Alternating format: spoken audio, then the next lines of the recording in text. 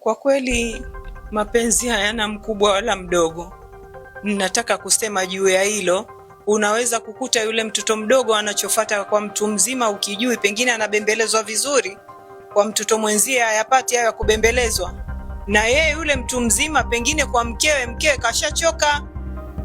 Mke saa zote anapika maandazi tu, mahamri, saa zote yuko chumbani, chumba kinanuka viksi, kinanuka dawa za kujichua, mwanamke kashajichokea, kwa hiyo pale anafuata kubembelezwa. Ndio. Bembelezwa tu. Anafuata kubembelezwa, petiwa, kufanyiwa masaji. Wajua watu wazima bwana, wana vitu vyao nao vya kiutu uzima. Pengine atamwambia ni shevu, mke wangu ushachoka, hawezi tena kunishevu, nifanyie masaji, mke wangu hawezi tena kufanya masaji.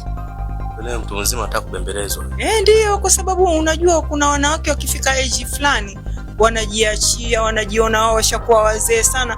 Kumbe bado unaweza kulala na mumeo vizuri tu na ukaenda kwenye game vizuri tu. Kuna wanawake ambao watu wazima lakini anajiona mimi nishachoka, nishamaliza kila kitu, kumbe bado wanaweza hizo vitu. Wanamnyima mume haki. Ndio.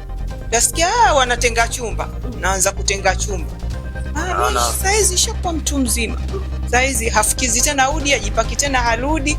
Yaani hana tena hata perfume wala deodorant. Hata hiyo dawa mswaki sijui kama anapiga. Eti ndio kashachoka. Utamkuta lemba hilo. Kama bibi wa Jomvini. Nishajizeekea mimi. Kashajizeekea sura tena haieki sawa. Yaani mikucha hiyo mchafu anavaa, yaani nguo ovyo ovyo, dera analivaa siku 5. Yaani ndio hivyo.